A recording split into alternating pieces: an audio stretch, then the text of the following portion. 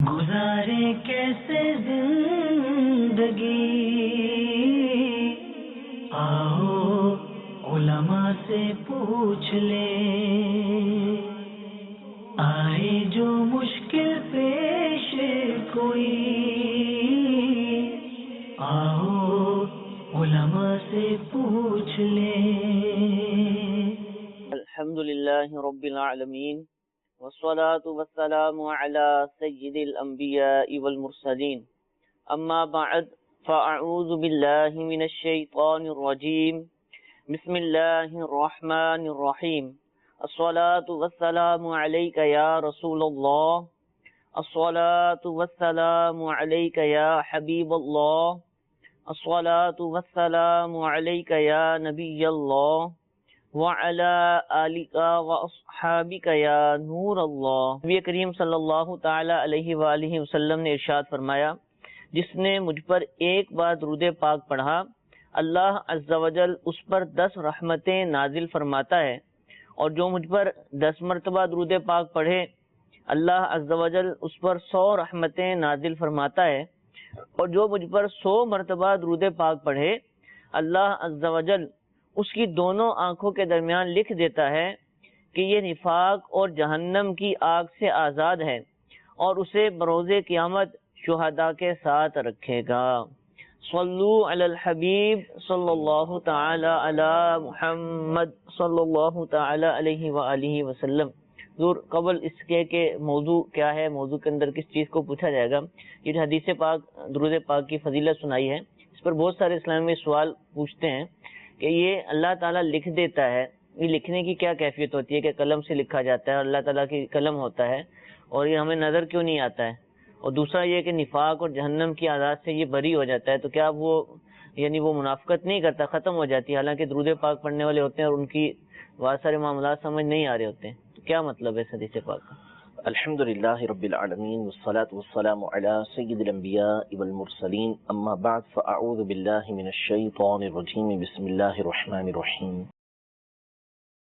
دیکھیں، پہلی بات کہ اللہ تبارک و تعالی لکھ دیتا ہے، جی جی، تو لکھنا تو کئی چیزیں موجود ہیں۔ اللہ تبارک و تعالی نے قرآن پاک میں بھی ارشاد فرمایا ہے لکھنے کے حوالے سے، اور قسم بھی اللہ تبارک و تعالی نے یاد فرمائی کہ نون والقلم وما یسطرون، نون اور قلم کی قسم اور جو کچھ لکھیں اس کی قسم۔ اسی طرح کئی مقامات پر ہے کہ کتب اللہ علی نفسہ الرحمہ، اللہ نے اپنے اوپر جو ہے اپنی ذات پر رحمت کو لکھ لیا، یعنی لازم کر لیا۔ تو لکھنا ایک معنی تو ہوتا ہے لازم کر لینا اپنے اوپر کہ ٹھیک ہے یہ کرنا ہے، اور لازم کرنے سے مراد اللہ تبارک و تعالیٰ بھی لزوم سے پاک ہے، یعنی اللہ تعالیٰ پر کوئی چیز واجب نہیں ہے، لیکن اپنی رحمت سے وہ اس کا بدلہ اور صلہ عطا فرماتا ہے۔ تو ایک تو ہے لکھنا خود اللہ تبارک و تعالیٰ کا، تو اس کی کیفیت تو اللہ تبارک و تعالیٰ ہی جانتا ہے، ہم اس پر اعتقاد رکھتے ہیں جو اللہ تبارک و تعالیٰ نے ارشاد فرمایا کہ اس نے جو تقدیر لکھی اور وہ لکھنے کی کیفیت کیا ہے وہ اللہ تبارک و تعالیٰ جانتا ہے۔ اور بعض اوقات یہ جو لکھنا ہوتا ہے یہ ہوتا ہے فرشتوں کا لکھنا، یعنی حقیقت لکھنے والا اللہ تبارک و تعالیٰ ہی، لیکن وہ قدرت فرشتوں کو عطا فرماتا ہے، تو اللہ نے لکھا، یعنی اللہ تبارک و تعالیٰ کے حکم سے اس کے فرشتوں نے لکھ دیا کہ اس بندے کو یہ ثواب عطا کیا جائے گا۔ دوسری بات یہ کہ وہ جہنم اور نفاق کی آگ سے بری ہے۔ تو دیکھیں، جتنی بھی فضیلتیں ہوتی ہیں وہ اس حوالے سے قطعی یوں نہیں ہوتی کہ بندے کو اب اس کے بعد امن والا ہو جانا کہ اب اس کے ساتھ کچھ ہو ہی نہیں سکتا، ایسا نہیں، بلکہ آج تو ہمارا موضوع اللہ عز و جل کی رحمت سے مایوس ہونے کے حوالے سے گناہ کبیرہ ہے، ورنہ گناہ کبیرہ کی ایک قسم جو ہے وہ اللہ تبارک و تعالیٰ کی خفیہ تدبیر سے امن میں ہو جانا، کہ خفیہ تدبیر سے نہ ڈرنا اللہ تبارک و تعالیٰ کی، یہ بھی ہے۔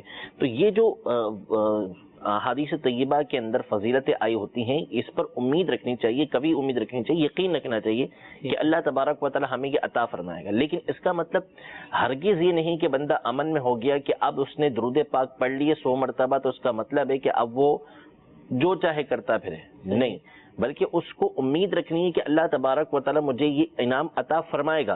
اللہ تبارک و تعالیٰ کے حبیب صلی اللہ علیہ وسلم نے جو فرما دیا ہے تو مجھے اللہ تبارک و تعالیٰ کی رحمت سے امید بلکہ یقین ہے کہ اللہ تبارک و تعالیٰ نے یہ مجھے عطا فرمانا ہے، لیکن وہ یہ مطمئن نہ ہو جائے کہ کہیں ایسا نہ ہو کہ مجھ سے کوئی ایسا گناہ سرزد ہو کہ جس کی بنیاد پر یہ ساری نیکیاں برباد ہو جائیں. صحیح. یا اللہ نہ کرے کہ اللہ تبارک و تعالیٰ کی خفیہ تدبیر سے کوئی امن میں ہو اور اللہ تبارک و تعالیٰ کی خفیہ تدبیر اس کے بارے میں اتنی خطرناک کہ نعوذ باللہ اس کا ایمان ہی ضائع ہو جائے.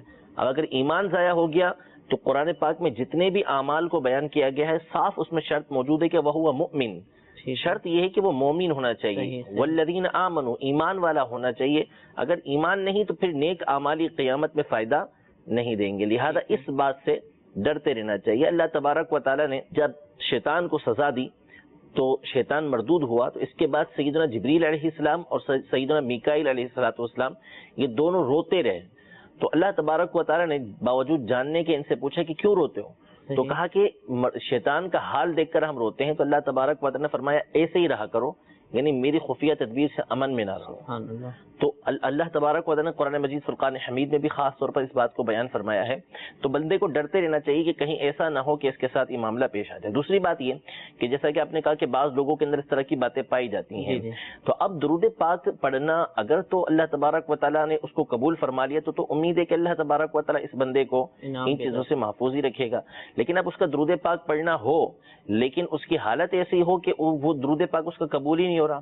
جیسے بعض روایتوں کے اندر ہے کہ ظالم جب اللہ تبارک و تعالیٰ کی بارگاہ میں آتا ہے تو اللہ تبارک و تعالیٰ پسند نہیں کرتا کہ عبادت کرے. اچھا.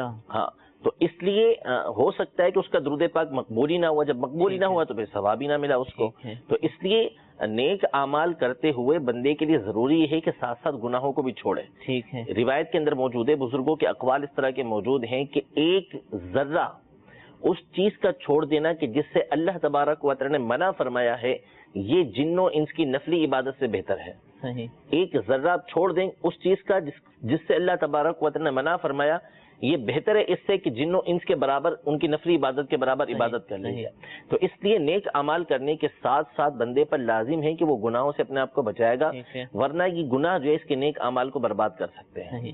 اس کا دوسرا پہلو کہ نفاق منافقہ جس کو کہتے ہیں، تو کیا کوئی کسی پر حکم لگا سکتا ہے کہ یہ منافق ہے، دیکھیں یہ اس طرح کے کام کرتا ہے؟ انسانوں کو حق حاصل ہے اس بات کا؟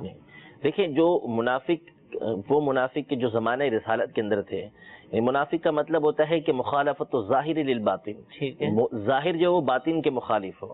باطن میں کچھ ہے، اندر کچھ ہے اور سامنے کچھ ہے. تو زمانہ رسالت کے اندر جو منافقین تھے وہ تو ایسے تھے کہ جو اپنے کفر کو چھپاتے تھے اور ایمان ظاہر کرتے تھے. تو اس پر تو نبی کریم صلی اللہ تعالی علیہ وآلہ وسلم نے سب کے اوپر واضح طور پہ وحی کے ساتھ بیان فرما دیا کہ یہ منافق ہیں. لیکن زمانہ رسالت کے بعد کسی کے پاس کوئی قطعی علم نہیں ہے کہ جس کی بنیاد پر یہ حکم لگا سکے کہ فلاں شخص منافق ہے. البتہ بعض صورتیں ایسی ہوتی ہیں کہ جس میں بندہ ایسے کام کرتا ہے کہ اس میں نفاق عملی پایا جاتا ہے. عمل کے اعتبار سے نفاق پایا جاتا ہے، اعتقاد کے اعتبار سے نفاق نہیں پایا جاتا، لیکن اس کے باوجود اس کو منافق نہیں کہا جائے گا. ہاں یہ کہا جا سکتا ہے کہ اس کے اندر اگر واقعی ایسا ہے تو نفاق کی ایک نشانی پائی جاتی ہے. لیکن وہ بھی ہم ہر ایک کو نہیں کہہ سکیں گے کیونکہ یہ فتنہ ہو سکتا ہے، مسائل کھڑے ہو سکتے ہیں. تو اگر کسی کے اندر برائی ہے، مثلا حدیث پاک کے اندر یہ بیان کیا کہ منافق کی 3 نشانیاں ہیں، اس میں سے ایک یہ ہے کہ جب وہ گفتگو کرے تو وہ جھوٹ بولے. جب بھی گفتگو کرے تو جھوٹ بولے. وَإِذَا وَعَدَ خَلَفَ، جب بھی وعدہ کرے تو اس کی مخالفت کرے، اور جب بھی اس کے پاس امانت رکھائی جائے تو اس میں خیانت کرے. تو اب یہ چیزیں جس کے اندر پائی جاتی ہیں اگر وہ کثرت کے ساتھ ہی کام کرتا ہے تو پھر اس کو خود سوچنا چاہیے کہ میرے اندر نفاق کی علامت پائی جاتی ہے، مجھے اس کو دور کرنا یہ ضروری ہے. لیکن ہم بہرحال کسی شخص کے اوپر واضح طور پر یہ نہیں کہہ سکتے کہ منافق ہے، اس کی ہمیں شرعاً اجازت نہیں ہے. جزاک اللہ. موضوع گناہ کبیرہ کیا ہے؟ اللہ کی رحمت سے مایوس ہونے سے کیا مطلب ہے اس کا؟ جی دیکھیں، اللہ تبارک و تعالیٰ نے قرآن مجید فرقان حمید میں بہت سارے مقامات پر اپنی رحمت کو بیان کیا ہے، اپنی رحمت کی وسعت کو بیان کیا ہے. قرآن پاک کی ابتدا اللہ تبارک و تعالیٰ نے سورۃ الفاتحہ سے فرمائی ہے، یعنی جو ہمارے سامنے قرآن پاک موجود ہے تو اس میں فرمایا الحمدللہ رب العالمین الرحمن الرحیم، کہ تمام تعریفیں اللہ کے لیے ہیں جو عالمین کو پالنے والا ہے اور وہ رحمان الرحیم ہے. یعنی بہت زیادہ رحم فرمانے والا ہے اللہ تبارک و تعالی. اسی طرح یہ ارشاد فرمایا وَرَحْمَتِي وَسِعَتْ كُلَّ شَيْءٍ کہ میری جو رحمت ہے وہ ہر شے کے اوپر غالب ہے, ہر شے کو اس نے گھیرا ہوا ہے, ہر شے سے وہ وسیع ہے, یعنی ہر شے سے بڑھ کر ہے اللہ تبارک و تعالی کی رحمت. تو قرآن مجید فرقان حمید میں اللہ تبارک و تعالی نے جگہ بجگہ اپنی رحمت کا تذکرہ فرمایا ہے. لہذا بندے پر یہ لازم ہے کہ وہ اللہ تبارک و تعالی کی رحمت سے امید رکھے گا, اللہ تبارک و تعالی کی رحمت سے کبھی مایوس نہیں ہوگا. قرآن مجید فرقان حمید میں اللہ تبارک و تعالی نے سورہ زمر میں یہ ارشاد فرمایا کہ قل یا عبادی الذین اسرفوا علی انفسہم لا تقنطوا من رحمت اللہ ان اللہ یغفر الذنوب جمیعا انہ هو الغفور الرحیم. اے محبوب آپ فرمائیے میرے وہ بندوں کہ جنہوں نے اپنی جانوں پر ظلم کیا اللہ کی رحمت سے مایوس نہ ہو. بے شک اللہ تبارک و تعالی تمام کے تمام گناہوں کو بخش دیتا ہے, بے شک اللہ تبارک و تعالی بخشنے والا رحم فرمانے والا ہے. سیدنا یعقوب علیہ نبینا و علیہ الصلوۃ والسلام کا قول اللہ تبارک و تعالی نے ذکر کیا کہ اللہ کی رحمت سے مایوس نہیں ہوتا مگر قوم کافرین. تو اللہ تبارک و تعالیٰ کی رحمت سے مایوس ہونا, اس کو علماء نے سیدنا عبداللہ بن مسعود رضی اللہ تعالیٰ عنہ نے گناہ کبیرہ میں سے ذکر کیا ہے کہ بندہ کبھی بھی اللہ تبارک و تعالیٰ کی رحمت سے مایوس نہ ہو, کیونکہ قرآن مجید فرقان حمید میں اللہ تبارک و تعالیٰ نے جگہ بجگہ مسلمانوں کو اپنی رحمت کی جو رحمت کا جو بشارت ہے وہ جگہ بجگہ دی ہے, اور اپنی رحمت سے امید رکھنے کی اللہ تبارک و تعالی نے حکم ارشاد فرمایا. اب جب بندہ اس کی مخالفت کرے گا, اللہ تبارک و تعالی فرماتا ہے لا تقنطوا من رحمت اللہ, میری رحمت سے مایوس نہ, اور بندہ اس سے مایوس ہو رہا ہے تو اس کا مطلب وہ اللہ تبارک و تعالی کی نافرمانی کر رہا ہے, تو اس لیے اس کو گناہ کبیرہ میں سے شمار کیا گیا ہے. جہاں بزرگوں نے اس کو گناہ کبیرہ میں سے ذکر کیا ہے تو وہیں پر ابتدا میں جیسے حافظ ابن حجر حیتمی رحمۃ اللہ تعالی علیہ نے بہت ساری احادیث طیبہ اور قرآن مجید فرقان حمید کی آیات ذکر کی جس میں اللہ تبارک و تعالیٰ کی رحمت کا تذکرہ موجود ہے کہ اللہ تبارک و تعالیٰ کی 100 رحمتیں ہیں, جس میں سے اس نے ایک رحمت دنیا کے اندر اتاری ہے, ایک رحمت دنیا میں اتاری ہے, اور اسی رحمت کا صدقہ ہے کہ جس کی وجہ سے انسان ایک دوسرے پر رحم کرتے ہیں, ماں بچے پر رحم کرتی ہے, جانور ایک دوسرے پر رحم کرتے ہیں. یہ وہی رحمت ہے جو اللہ تبارک و تعالی نے اتاری ہے, اسی کی ایک رحمت کے صدقے میں سارے کے سارے ایک دوسرے کے اوپر رحم کر رہے ہیں, اور اللہ تبارک و تعالی کی 99 رحمتیں یہ بروز قیامت ہوں. اور اس رحمت کے حوالے سے ایک روایت میں کرتا ہوں جو ابن ابی دنیا نے ذکر کی, اور امام غزالی رحمۃ اللہ تعالی علیہ نے بھی اس کو احیاء العلوم کے اندر نقل کیا ہے کہ قیامت کے دن اللہ تبارک و تعالی اس قدر رحمت فرمائے گا, اس قدر رحمت فرمائے گا کہ شیطان جس کے بارے میں فیصلہ ہو چکا ہے کہ اس کو جہنم میں جانا ہی جانا ہے, ٹھیک ہے, یعنی قطعی جہنمی ہے, یہ جہنم میں جانا ہی جانا ہے. ابن ابی دنیا اس روایت کو نقل کرتے ہیں کہ اللہ کی رحمت اس وقت اتنی زیادہ ہوگی کہ شیطان بھی سر اٹھا کے دیکھے گا کہ شاید اس میں سے مجھے بھی حصہ مل جائے, اس کو بھی شاید امید لگ جائے گی کہ اللہ تبارک و تعالیٰ کی رحمت سے مجھے حصہ مل جائے. تو اللہ تبارک و تعالیٰ کی رحمت بہت وسیع ہے, اس سے مایوس ہرگز نہیں ہونا چاہیے. اب مایوس ہونے کی جو صورتیں ہیں وہ مختلف ہیں, یعنی کیسے مایوس ہو. اب کبھی تو بندہ مایوس ہوتا ہے دنیاوی اعتبار سے, ٹھیک ہے, کہ پتہ نہیں اب یہ میری مصیبتیں پریشانیاں دور ہوں گی یا نہیں ہوں گی, اللہ کی رحمت سے اس اعتبار سے مایوس ہو جاتا ہے. یہ بھی غلط ہے, اس کی بھی اجازت نہیں, بلکہ اللہ تبارک و تعالی نے اس بات کا بھی ارشاد فرمایا فإن مع العسر یسرا ان مع العسر یسرا, یعنی بے شک ہر مشکل کے ساتھ آسانی ہے, ہر مشکل کے ساتھ آسانی ہے, ٹھیک ہے, یعنی پریشانی آتی ہے اس کے بعد آسانیاں آتی ہیں. ایسا نہیں ہوتا کہ ہمیشہ بندہ مصیبت اور پریشانی کے اندر ہی رہے. تو اللہ تبارک و تعالیٰ سے اس بات کی بھی امید رکھنی چاہیے, رحمت کی امید رکھنی چاہیے کہ دنیا میں اگر پریشانیاں آئی ہیں تو اللہ تبارک و تعالیٰ ان پریشانیوں کو, مصیبتوں کو بندے سے دور فرمائے گا. ایسا نہیں ہوگا کہ اس کی مصیبتیں پریشانیاں دور نہ ہو. اور بالفرض علی سبیل التسلیم مان لے ابتدا سے انتہا تک پریشانیوں کے اندر ہی رہا, ایسا اولن تو ہوتا ہی نہیں, ٹھیک ہے, کہ ابتدا سے انتہا تک بندہ پریشانیوں میں رہے, اس کی زندگی کے اندر راحتیں آتی ہیں, کسی نہ کسی موقع پہ اس کی پریشانیاں یہ دور ہوتی ہیں. اگر بندہ غور و فکر کرے گا تو اس کو اللہ کی رحمتیں پریشانیوں سے زیادہ ہی نظر آئیں گی, ٹھیک ہے نا, یعنی اپنے بدن پر, اپنے جسم پر, اپنے نیچے والوں کو جب دیکھے گا تو اس کو پتہ چلے گا کہ اللہ نے مجھ پر کتنی کتنی رحمتیں کی ہوئی ہیں. یہ ساری باتیں اسے معلوم ہوتی چلے جائیں گی. لیکن بالفرض اگر ہم تسلیم کر بھی لیں کہ آخر تک, مرنے تک اس کو کوئی راحت ملی نہیں, تو بھی دنیا کی زندگی کتنی ہے؟ 60 سال، 70 سال، 80 سال، 100 سال بندہ جی لیتا ہے، اس سے زیادہ کیا جیے گا؟ پھر اس کے بعد وہ مر جاتا ہے۔ اللہ تبارک و تعالیٰ قیامت کے دن فقیروں کو، جو صبر کرنے والے ہوں گے، جن کو دنیا کے اندر ملا نہیں، ٹھیک ہے، ان کو مالداروں سے 500 سال پہلے جنت کے اندر داخل فرمائے گا۔ اور جنت کی نعمتیں کیسی ہیں؟ دنیا میں تو اس کا تصور ہی نہیں کیا جا سکتا۔ تو اب آپ سوچیں کہ اگر بالفرض 50 سال آپ نے پریشانی کے اندر گزارے ہیں، فقر و فاقے کے اندر گزارے ہیں، اور آپ پر ایسی مصیبتیں آئیں اور آپ نے اس پہ صبر کیا ہے، تو اب اللہ تبارک و تعالیٰ نے آپ کو 50 سال کی جو زندگی تھی اس کے بدلے مالداروں سے 500 سال پہلے جنت میں داخل کر دیا۔ یعنی ابھی مالدار حساب کتاب میں مصروف ہیں اور آپ 500 سال تک جنت کی نعمتوں کو ویسی حاصل کر رہے ہیں، لوٹ رہے ہیں وہاں پر مزے۔ یہ اس کو فقراء کے اعتبار سے دیکھیں، اور جس کے اوپر جسمانی پریشانیاں آتی ہیں، مصیبتیں آتی ہیں مال دولت کے علاوہ، تو اس کے لیے بھی یہ ہے کہ کل بروز قیامت ایسے افراد جن کو اہل بلا کہا جاتا ہے، یہ جب اللہ تبارک و تعالیٰ کی بارگاہ میں اپنا انعام دیکھیں گے تو اس بات کی تمنا کریں گے کہ کاش ہمارے جسموں کو کینچیوں سے کاٹا جاتا۔ صحیح، ایسی پریشانی، ایسی مصیبت ہمیں پہنچتی کہ ہمارے جسموں کو کینچیوں سے کاٹا جاتا تاکہ آج ہمیں انعام ملتا۔ تو اتنی پریشانیاں اگر آ بھی گئی ہیں تو قیامت کے دن جو اللہ تبارک و تعالیٰ کی طرف سے انعام ملنا ہے، بندہ ساری کی ساری وہ پریشانیاں بھول جائے گا، کیونکہ ایسی روایتیں موجود ہیں۔ تو دنیا میں سب سے زیادہ مصیبتوں کے اندر رہا، اس کو جنت کا ایک جھونکا کھلایا جائے گا اور اس سے پوچھا جائے گا کہ کیا تجھے کبھی کوئی مصیبت پہنچی ہے؟ کوئی مصیبت پہنچی نہیں ہے۔ ان جنت کے ایک جھونکے کی وجہ سے وہ ساری کی ساری پریشانیاں بھول جائے گا، اور جس کو دنیا میں سب سے زیادہ نعمتیں دی گئی، کوئی پریشانی نہیں آئی، اس کو جہنم کا ایک جھونکا کھلایا جائے گا اور اس سے پوچھا جائے گا کہ کیا کبھی تجھے نعمت ملی ہے؟ بولے گا کوئی نعمت نہیں ملی، وہ بھول جائے گا ساری نعمتیں کہ یہ جو پریشانی ایک جھٹکے کی پہنچی ہے اس کو۔ تو اس لیے اللہ تبارک و تعالیٰ کی رحمت سے مایوس نہیں ہونا چاہیے۔ اگر دنیا کے اندر پریشانیاں آئی بھی ہیں تو اس کا بدلہ جو آخرت کے اندر ملنے کا ہے، صبر کرنے کے اوپر، وہ ایسا ہوگا کہ بندہ تمنا کرے گا کہ کاش دنیا میں پریشانی رہتا۔ اچھا، اب بعض اوقات جو یہ اللہ کی رحمت سے مایوس ہونا ہوتا ہے، یہ بہت خطرناک ہو جاتا ہے کہ اللہ تبارک و تعالیٰ مجھے بخشے گا ہی نہیں۔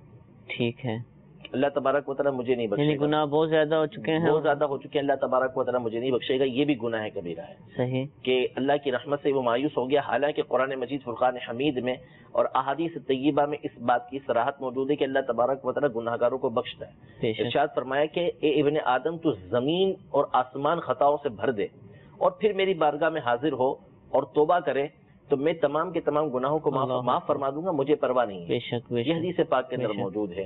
تو زمین و آسمان کو گناہوں سے بھر کر بھی بندہ اللہ تبارک و تعالیٰ کی بارگاہ میں حاضر ہو رہا ہے تو اس کی رحمت اتنی وسیع ہے کہ اس کے گناہوں کو اللہ تبارک و تعالیٰ معاف فرما رہا ہے۔ تو اس لیے اس اعتبار سے مایوس ہو جانا یہ گناہ کبیرہ ہوگا۔ اور بعض صورتوں میں اللہ کی رحمت سے جو مایوس ہونا ہے یہ بندے کو کفر تک پہنچا دیتا ہے۔ مثلاً بندہ اتنا مایوس ہو گیا کہ وہ یہ کہتا ہے کہ اللہ تبارک و تعالیٰ مجھے بخش ہی نہیں سکتا، یعنی اللہ تبارک و تعالیٰ کی قدرت کا وہ انکار کر بیٹھا بخشنے کی، تو اس صورت میں یہ کفر تک بندے کو پہنچا دے گا، کیونکہ وہ اللہ تبارک و تعالیٰ کے بخشنے کی قدرت کا انکار کر رہا ہے، تو یہ چیز اس کو کفر تک پہنچانے والی ہے۔ اگر یہ اعتقاد اس نظریے سے وہ اللہ کی رحمت سے مایوس ہوا ہے تو یہ چیز کفر بن جائے گی، اب گناہ کبیرہ سے بڑھ کر یہ کفر کی طرف چلا جائے۔ اس لیے ہمیشہ اللہ تبارک و تعالیٰ کی رحمت سے بندے کو امید رکھنی چاہیے، اللہ تبارک و تعالیٰ کی رحمت سے کبھی مایوس نہیں ہونا چاہیے۔ اچھا حضور، بیچ میں اپنے آخر میں ایک روایت کی طرف اشارہ کیا کہ چاہو گناہوں کو بھر کر آ جاؤ،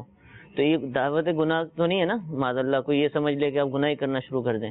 نہیں، ایسا نہیں ہے۔ دیکھیں مسئلہ یہ ہے کہ توبہ، یہ فرمایا کہ تو میری بارگاہ میں حاضر ہو جا توبہ کرنے کے لیے، ٹھیک ہے، تو میں سارے معاف کر دوں گا۔ صحیح، تو توبہ کے بارے میں کئی مرتبہ بیان ہو چکا ہے کہ توبہ کا مطلب ہوتا ہے رجوع کرنا۔ ٹھیک ہے، بندہ جو کر بیٹھا اس سے رجوع کر رہا ہے، تو رجوع کا مطلب ہوتا ہے، توبہ کرنے کا مطلب ہوتا ہے کہ پچھلے جو گناہ کیے ہیں اس پر شرمندہ ہونا، ٹھیک ہے، یعنی ندامت ہونا کہ میں نادم ہوں کہ یہ مجھ سے گناہ ہو گئے۔ صحیح، پھر اس کے بعد اللہ کی بارگاہ میں اس کا اقرار کرنا کہ یا اللہ عز و جل یہ مجھ سے گناہ ہو چکے ہیں، ٹھیک ہے۔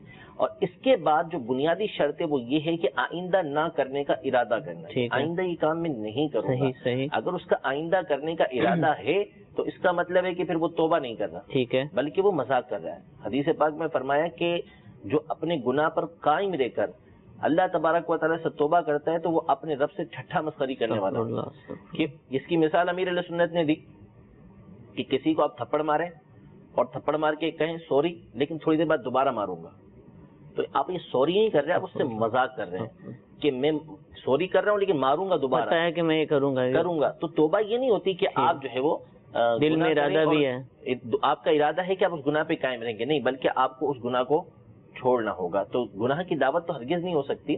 اس کا مطلب یہی ہے کہ توبہ بندہ کرے اور آئندہ نہ کرنے کا پختہ ارادہ کرے. ٹھیک ہے, یہ تو اللہ کی رحمت کی وسعت کی طرف اشارہ ہے, کتنی بڑی وسیع ہے, اتنی. اچھا حضور, اب اللہ کی رحمت سے نا امید نہیں ہونا, امید رکھنی ہے کہ اللہ تعالیٰ بخشے گا, مہربان ہے, رحم فرمانے والا ہے. لیکن دوسری طرف یہ ہے کہ کیا اب اتنا اللہ کی رحمت, جیسے آخری میں نے سوال بھی کیا کہ اتنا یعنی پر امید ہو جائے تو اب یہ ڈرنا چھوڑ دے, یا پھر ان دونوں میں بیلنس کیسے رکھا جائے گا, خوف بھی ہو رجا بھی ہو, کیسے ہوگا یہ؟ اس کو یعنی علماء نے یہ بیان کیا کہ اللہ تبارک و تعالیٰ نے قرآن مجید فرقان حمید میں بندوں کو دونوں طرح بتایا ہے. ٹھیک ہے, یعنی جو اللہ تبارک و تعالیٰ کی رحمتیں ہیں اس کو بھی ذکر کیا کہ اللہ تبارک و تعالیٰ کی رحمت ہے, اللہ تبارک و تعالیٰ نے بندوں کے لیے یہ انعامات تیار کر رکھے ہیں. فلا تعلم نفس ما اخفی لهم من قرۃ اعین, کہ کوئی جان نہیں جانتی کہ اس کی آنکھوں کی ٹھنڈک کیا چھپا کر رکھی گئی ہے. تو جہاں نعمتیں بیان کی ہیں اللہ تبارک و تعالیٰ نے, وہیں جو دوسرا انداز سمجھانے کا ہے وہ ڈرانے والا ہے. ٹھیک ہے, کہ واتقوا النار التي اعدت للکافرین, کہ اپنے آپ کو اس آگ سے بچاؤ جو کافروں کے لیے تیار کی گئی ہے.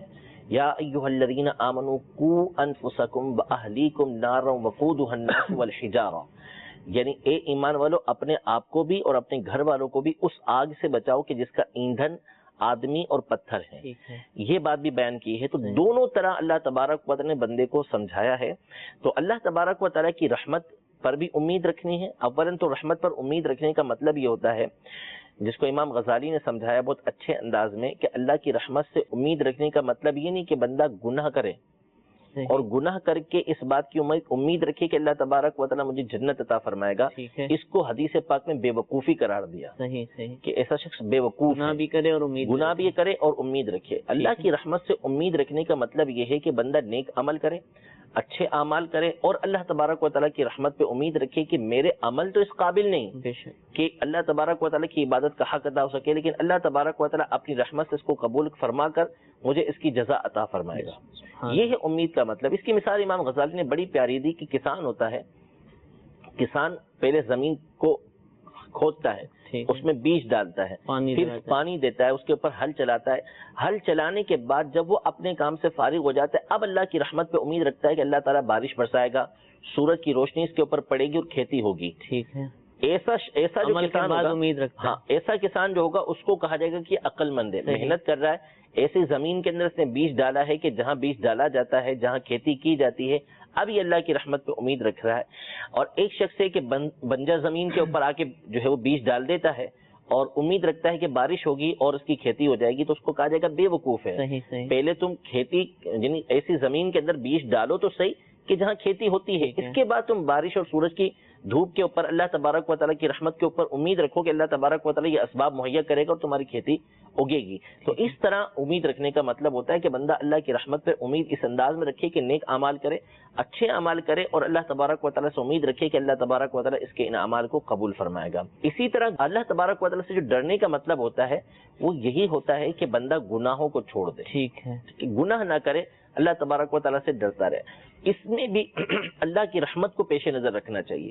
یعنی اللہ کی نافرمانی سے جو بچنا چاہیے, دو وجہ سے بچنا چاہیے. نمبر ایک اس حوالے سے کہ اللہ تبارک و تعالیٰ نے بندے کے لیے عذابات تیار کر رکھے ہیں کہ جو اللہ تبارک و تعالیٰ کی نافرمانی کرتے ہیں, اور اللہ تبارک و تعالیٰ اگر چاہے گا تو اس کا بدلہ اس کو جہنم کی آگ کی صورت میں دے گا, عذاب کی صورت میں دے گا.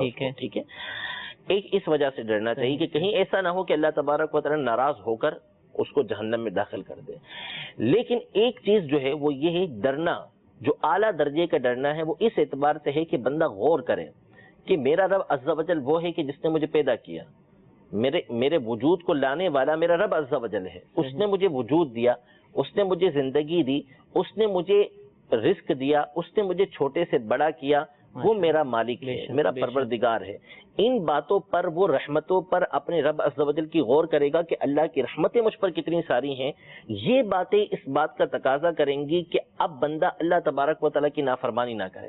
میں کسی سے محبت کرتا ہوں، کسی کی عزت کرتا ہوں، کوئی شخص ہے مجھ پر بہت زیادہ نعمتیں کر رہا ہے، مجھ کو نواز رہا ہے، تو کیا میرا دل کرے گا کہ میں اس کی بات کو ٹالوں، میں اس کی نافرمانی کروں؟ کبھی نہیں کروں گا میں اس کی نافرمانی، میں کوشش کروں گا کہ اس کو راضی رکھوں، ایسے کام کروں کہ جس سے اس کی دل آزاری نہ ہو، حالانکہ وہ دنیاوی اعتبار سے مجھ پر انعام کر رہا ہے، اور اس کے جتنے انعام ہیں وہ اللہ تبارک و تعالیٰ کے دیے ہوئے ہیں۔ اللہ نے اس کے دل کے اندر بات ڈالی تو وہ مجھ پر انعام کر رہا ہے، اللہ نے اس کو دیا تو وہ مجھ پر انعام کر رہا ہے، میں اس کی عزت کر رہا ہوں، میں اس کی نافرمانی نہیں کر رہا۔ تو مالک حقیقی، بادشاہ حقیقی اللہ تبارک و تعالیٰ ہے۔ تو بندہ جب اس بات پر نظر کرے گا کہ میرے رب عز و جل کی مجھ پر اتنی عنایتیں ہیں، اتنی رحمتیں ہیں، تو اب یہ چیز اس کو اللہ تبارک و تعالیٰ کی نافرمانی سے روکے گی۔ تو اللہ کی رحمت جو ہے وہ بندے کو گناہ پر نہیں ابھارتی، بلکہ اللہ کی رحمت وہ ہے کہ جو بندے کو گناہ سے بچاتی ہے۔ تو بندے کو اللہ کی رحمت کی وجہ سے گناہ نہیں کرنا چاہیے، جری نہیں ہونا چاہیے، بلکہ اللہ کی رحمت کا جو تقاضا ہے اس کے مطابق اللہ تبارک و تعالیٰ کی فرما برداری کرنی چاہیے۔ ٹھیک ہے، ماشاءاللہ۔ کچھ کالز ہمارے پاس موجود ہیں، ان کو سلسلے میں شامل کرتے ہیں۔ کال سنائیے۔ حافظ غلام ابوبکر الطاری، میرا مفتی صاحب کی خدمت میں یہ سوال ہے کہ آیا کہ بخاری شریف میں رفع یدین کی حدیث موجود ہے؟ اگر موجود ہے تو پھر نہیں کرنے کی حدیث پاک، رفع یدین نہ کرنے کی بھی اگر کوئی حدیث پاک ہے تو وہ اگر کوئی ہے تو وہ ارشاد فرما دیں۔ جی ضرور عرض کریں گے۔ ابو بکر الطاری بھائی ہم سے پوچھتے ہیں کہ بخاری شریف کے اندر رفع یدین کی حدیث پاک ہے یا نہیں؟ اگر وہاں پر وہ موجود ہے تو ہم رفع یدین کیوں نہیں کرتے؟ اور کوئی ایسی حدیث بھی ہے کہ جس میں ترک رفع یدین سے متعلق بیان ہو؟ اب رفع یدین کا لفظ آیا، یہ بھی بتا دیں کس کو کہتے ہیں، کہ کئی ناظرین کو اس کا بھی معلوم نہیں ہوگا۔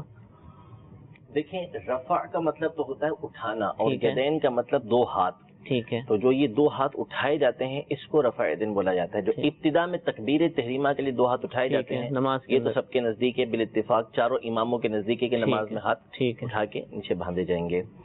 اس کے علاوہ جو دیگر مقامات پر رفع یدین کرنا ہے تو احناف کے نزدیک یہ ناجائز ہے، اس کی اجازت نہیں ہے۔ ٹھیک ہے کہ کوئی کسی اور مقام پر رفع یدین کرے، یعنی نماز کے اندر، باقی وتر میں جو تیسری رکعت ہے اس میں رفع یدین کیا جاتا ہے، اسی طرح عیدین کی جو رکعتیں ہیں اس میں کیا جاتا ہے۔ اب انہوں نے پوچھا کہ بخاری شریف میں ایسی کوئی حدیث ہے یا نہیں ہے۔ ٹھیک ہے، لیکن دو تین باتیں میں اس حوالے سے عرض کرتا ہوں۔ پہلی بات تو یہ سمجھ لینا چاہیے کہ بخاری شریف کی احادیث ہیں کیا۔ صحیح، یعنی ہم یہ بخاری شریف کے حوالے سے بہت زیادہ سنتے ہیں کہ اسی کو سب سے زیادہ اہمیت دی جاتی ہے۔ کیوں اہمیت دی جاتی ہے؟ دیکھیں، بخاری شریف کے اندر جو احادیث طیبہ ہیں وہ ہیں اصل میں سند کے اعتبار سے دیگر کتابوں کے مقابلے میں زیادہ صحیح۔ ٹھیک ہے، صحیح یہ اس کا مطلب ہوتا ہے کہ نبی کریم صلی اللہ علیہ وسلم نے جو کچھ فرمایا وہ تو صحیح بے شک بے شک، اس میں تو ضعف اور کمزوری آ ہی نہیں سکتی۔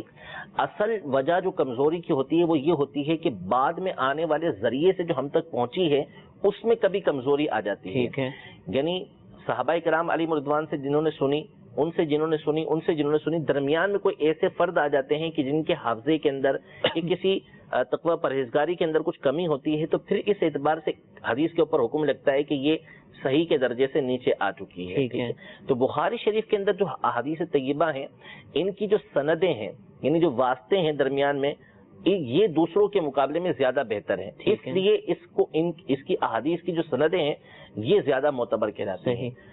یہ سند کے اعتبار سے ٹھیک ہونا، لیکن کیا بخاری شریف کی ہر حدیث پر عمل کیا جائے گا؟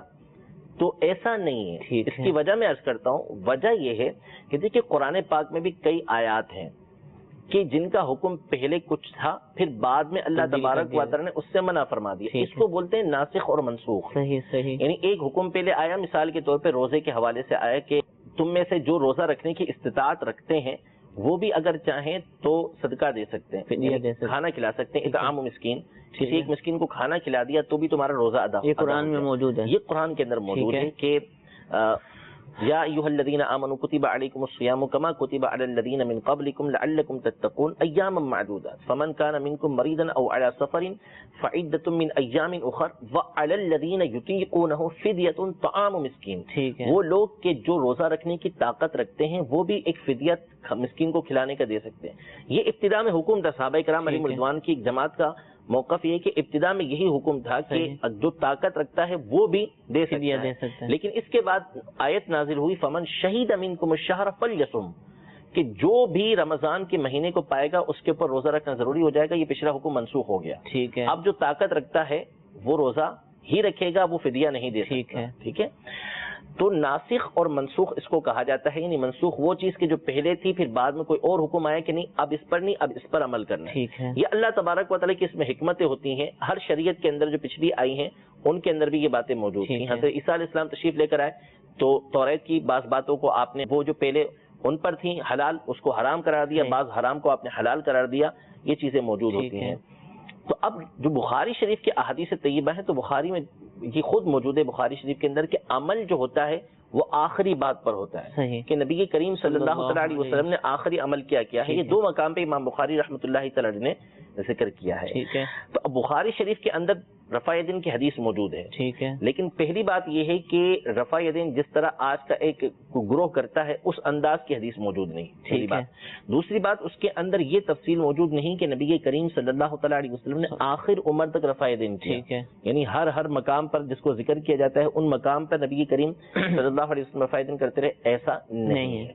دوسری بات یہ پھر انہوں نے یہ پوچھا کہ ہم کیوں نہیں کرتے یا کوئی ایسی حدیث موجود ہے کہ جس کی بنیاد پر نہیں کرتے. دیکھیے جہاں تک معاملہ ہے دیگر ائمہ کا، امام شافعی، امام احمد بن حنبل، ان کا جو مسئلہ ہے یہ ہے مجتہدین. ان کی تقلید کرنے والوں کا معاملہ جدا ہے. انہوں نے اپنے اجتہاد سے اس بات کو دیکھا کہ ان کے نزدیک وہ احادیث طیبہ موجود تھیں، ان کے نزدیک وہ منسوخ نہیں ہوئی تھی تو انہوں نے اس کو حکم دیا. احناف نے جب احادیث طیبہ پر غور کیا، دیگر احادیث کو دیکھا تو ان کے نزدیک جو ہے وہ یہ حدیث پاک منسوخ قرار پائی. چنانچہ مسلم شریف کی حدیث مبارکہ سیدنا جابر بن سمورہ رضی اللہ تعالی عنہ اس حدیث پاک کے راوی، آپ نے فرمایا کہ حضور علیہ الصلوۃ والسلام نے ہمیں نماز میں ہاتھ اٹھاتے ہوئے دیکھا، رفع یدین کرتے ہوئے دیکھا، نماز میں ہاتھ اٹھاتے ہوئے دیکھا. تو حضور علیہ الصلوۃ والسلام نے ہمیں منع فرما دیا کہ اپنے ہاتھوں کو نہ اٹھاؤ، نماز سکون کے ساتھ ادا کرو. یہ سلام کے وقت کی روایت نہیں ہے، سلام کے وقت کی روایت دوسری ہے. یہ نماز کی حالت میں حضور علیہ الصلوۃ والسلام نے ملاحظہ کیا تو ان کو منع فرما دیا. تو پہلے حکم تھا جب ہی صحابہ کرام علیہ رضوان اٹھا رہے تھے، پھر اس کے بعد نبی کریم صلی اللہ علیہ وآلہ وسلم نے اس سے منع فرما دیا. تو اس کا مطلب ہوا کہ پہلے حکم ہے پھر اس کے بعد اس کا منع فرما دیا گیا. اسی طرح سیدنا عبداللہ بن مسعود رضی اللہ تعالی عنہ جلیل القدر صحابی ہیں، اور نبی کریم صلی اللہ تعالی علیہ وآلہ وسلم نے ان کے بارے میں ارشاد فرمایا کہ جس بات کے بارے میں یہ میری امت سے راضی ہیں میں بھی اس سے راضی ہوں. ان کی حدیث حسن صحیح یہ ترمذی شریف کے اندر موجود ہے کہ انہوں نے اپنے ساتھیوں کو یہ کہا کہ میں تمہیں رسول اللہ صلی اللہ علیہ وسلم کی نماز پڑھ کے دکھاؤں. پھر اس کے بعد آپ نے صرف جب ابتدا میں تکبیر تحریمہ کہی جاتی ہے تو اس وقت ہاتھوں کو اٹھایا، اس کے بعد آپ نے ہاتھوں کو نہیں اٹھایا. ٹھیک ہے. اس سے معلوم ہوا کہ پہلے ابتدا میں رفع یدین کیا جاتا تھا، لیکن اس کے بعد نبی کریم صلی اللہ تعالی علیہ وسلم نے اس سے منع فرما دیا. اس لیے بعد کے جو صحابہ ہیں بڑی تعداد ہے کہ جن کو معلوم تھا وہ رفع یدین پھر نہیں کیا کرتے. ٹھیک ہے. حضور جو حدیث پاک رفع یدین کی وہ ہے بخاری میں، اور منع والی ہیں وہ ترمذی کی اور مسلم کی پیش کر رہے ہیں، تو وہ کتابیں تو درجے کے اعتبار سے کم ہیں. درجے کی بات نہیں ہے. اصل تو دیکھیں سند، اصل چیز ہوتی ہے سند. ٹھیک ہے. جیسا میں نے عرض کیا نا کہ جو حضور علیہ الصلوۃ والسلام نے فرمایا وہ کیا ہے، بالکل صحیح ہے. تو یہ مسلم شریف کی حدیث بھی سند کے اعتبار سے بالکل صحیح ہے. ترمذی شریف کی سند حدیث بھی جو ہے وہ خود امام ترمذی نے اس کو حسن قرار دیا اور بعض نسخوں کے اندر یہ صحیح قرار دی گئی ہے. تو جب ایک حدیث صحیح ثابت ہوگی تو پھر اس میں ٹکراؤ نہیں ہوتا. اور دوسری بات یہاں پر بات موجود ہے کہ یعنی دونوں باتیں ٹھیک قرار پاتی ہیں کہ بخاری کی جو حدیث ہے وہ پہلے کے لیے ہے، اور ترمذی اور مسلم شریف کی جو حدیث مبارکہ ہے اس میں واضح اعتبار سے واضح الفاظ میں موجود ہے کہ بعد کے لیے. ٹھیک ہے. تو اس لیے جب بعد والی بات آ گئی تو ہم نے بعد والی بات کے اوپر عمل کرنا ہے، نہ کہ پہلی والی بات پر عمل کرنا ہے. ٹھیک ہے. ٹھیک ہے. جزاک اللہ. امید ہے کہ اس مسئلے سے متعلق کافی رہنمائی ہوگی. ایک کال اور سنا دیجیے. میرا نام علی مرشد ہے، میں کشمیر سے کال کر رہا ہوں. میرا سوال یہ ہے کہ مجھے اکثر عادت ہے کہ میں چلتے پھرتے درود شریف پڑھتا رہتا ہوں، لیکن پھر میں یہ سوچتا ہوں جب کہ درود شریف پڑھتے ہوئے میری توجہ آگے پیچھے ہو جاتی ہے، تو میں یہ سوچتا ہوں کہ کہیں میں گستاخی تو نہیں کر رہا، تو پھر میرا دل نہیں کرتا درود شریف پڑھنے کے لیے. مجھے اس سے پلیز نظر بھائی فرمائیے گا. جی حضور، چلتے پھرتے الٹے بیٹھتے درود پاک پڑھا کریں، ترغیب دلائی جاتی ہے، تو کیا گستاخی تو نہیں ہے کہ توجہ ہٹ جاتی ہے؟ دیکھیں امام غزالی رحمۃ اللہ تعالی علیہ نے یہ ارشاد فرمایا کہ ہونا تو یہی چاہیے کہ بندہ جب اللہ تبارک و تعالیٰ کا ذکر کر رہا ہے یا نبی کریم صلی اللہ تعالی علیہ وسلم پر درود پاک پڑھ رہا ہے تو اس کے معنی پر اس کا غور ہونا چاہیے، توجہ اسی طرف ہونی چاہیے. اصل یہی ہے کہ بندہ سبحان اللہ بول رہا ہے تو اس کے معنی اس کے دل کے اندر ہو کہ میں اللہ کی پاکی بیان کر رہا ہوں کہ اللہ تبارک و تعالیٰ ہر عیب سے پاک ہے. لیکن آپ نے آخر میں یہ ارشاد فرمایا کہ یہ بھی اچھا ہے، زبان سے بندے کی کلمات نکل رہی ہیں، اچھا ہے، اتنا تو ہے نا کہ وہ کوئی بری بات نہیں کر رہا. ٹھیک ہے. یعنی کوئی ایسی بات نہیں کر رہا کہ جس کی وجہ سے اس کو گناہ ملے، وہ اچھی بات کر رہا ہے، تو کم از کم اس کی زبان کے اوپر اللہ تبارک و تعالیٰ کا ذکر تو جاری ہے. تو اگر وہ چلتے پھرتے درود پاک پڑھ رہے ہیں یا اللہ تبارک و تعالیٰ کا ذکر کر رہے ہیں تو کریں، اور کوشش کریں کہ ان کی توجہ اس چیز کی طرف آئے، اور اپنا وقت بھی مقرر کریں کہ رات میں یا صبح کے وقت جو ہے وہ کسی بھی وقت بیٹھ کر نبی کریم صلی اللہ تعالیٰ علیہ وسلم کی بارگاہ میں یا کھڑے ہو کر حضور علیہ الصلوۃ والسلام کی بارگاہ میں کچھ نہ کچھ وقت نکال کے توجہ کے ساتھ ادب کے ساتھ کھڑے ہو کے پڑھیں.